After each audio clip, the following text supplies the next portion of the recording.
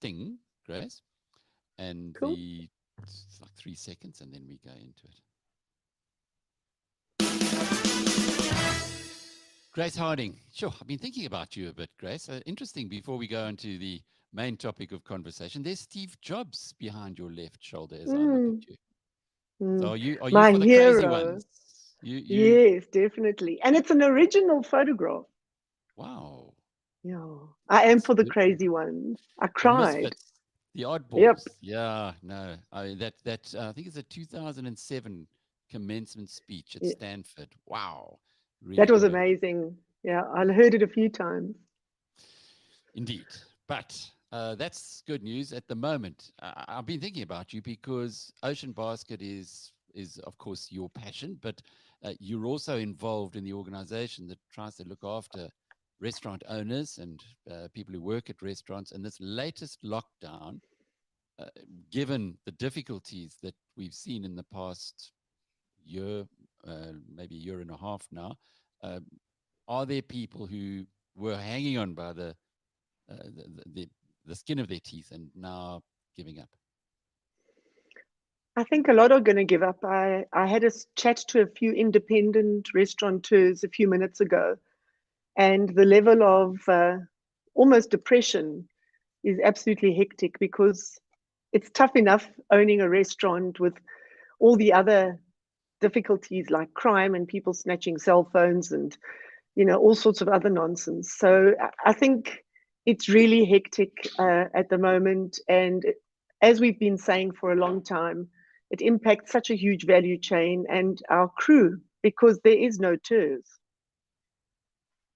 I remember early days learning about economics, hearing about this thing called opportunity cost. And they always used to use a barber. They said, well, a barber could earn much more money working for someone else, but they like to work for themselves to be a barber. Is it similar in the restaurant business where people, because the hours seem long, the energy you have to put into seems a long time. And now with the lockdowns that we've seen over the past year, it's got to have made the economic proposition so much less attractive. Over the years, I would say over the last sort of 12, 13 years, the return on investment on a restaurant has definitely reduced. And it is still an industry that attracts the crazy ones, the chefs, the entrepreneurs, the mad ones.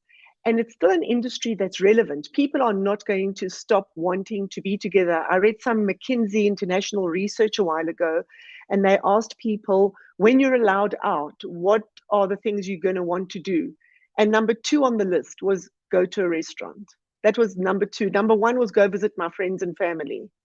So the restaurant model and business is relevant. It's much tougher to run. You're absolutely correct. The challenges are huge, and people, yeah, they're completely exhausted. And there's still people opening. I mean, one restaurant will close, and within days you will see another one open. So I think we also suckers for punishment. But the independents, they really have a tough time.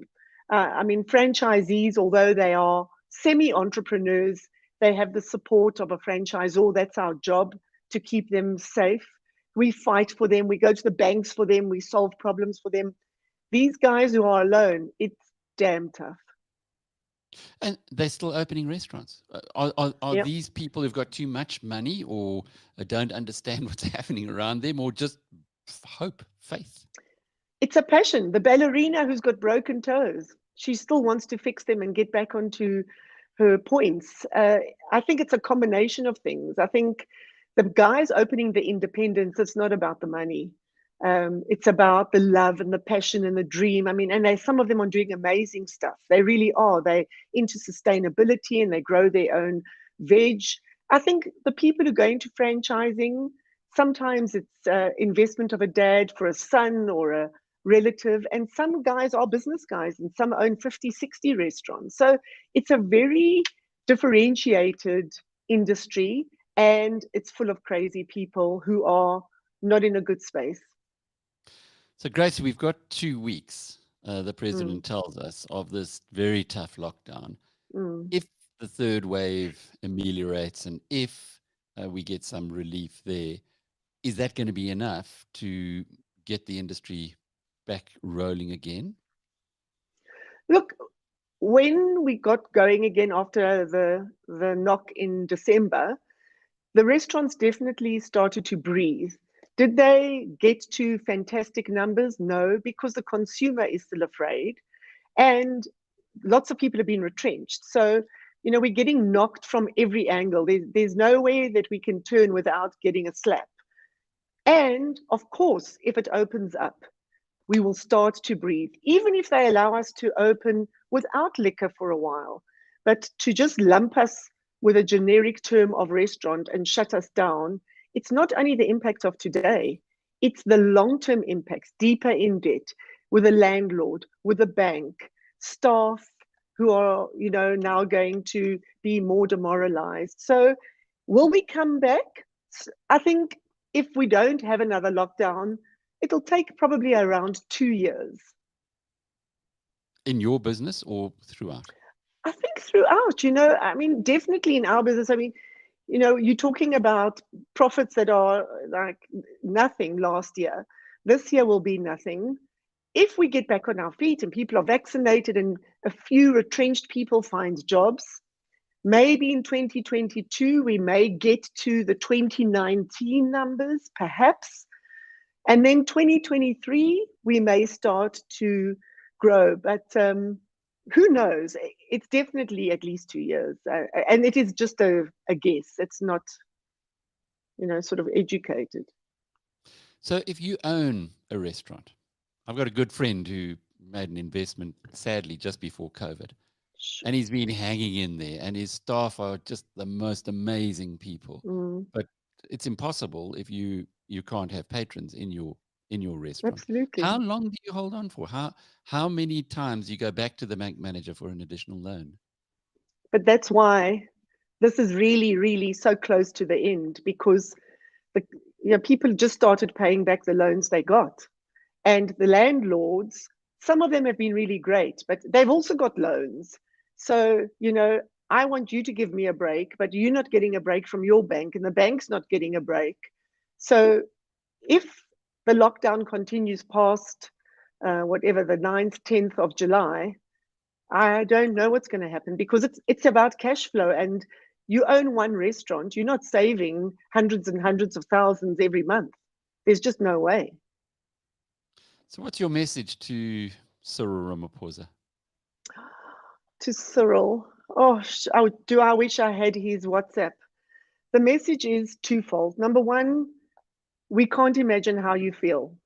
And it must be terrifying to see the deaths and the illnesses and the lack of oxygen supply and all of that.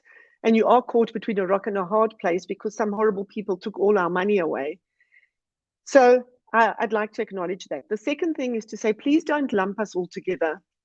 A restaurant, a coffee shop, a Mug and Bean, a Tasha's, a Spur, Ocean Basket.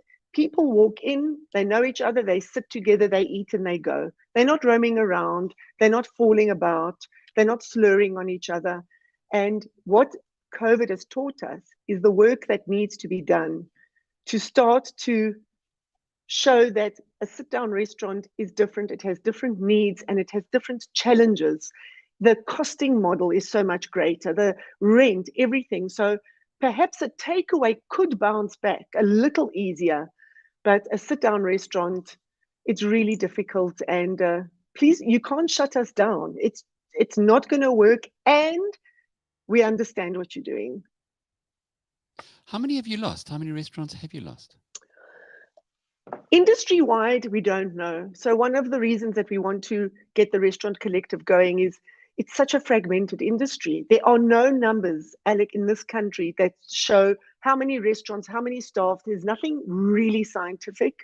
But from an Ocean Basket perspective, last year we lost not many, about 5 or 6, and they were limping anyway.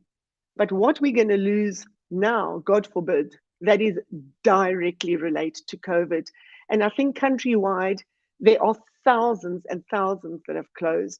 This lockdown, though, if it goes beyond 2 weeks, it will be a proper nail in the coffin, because some of the guys who closed last year, they reopened, in February, March of this year.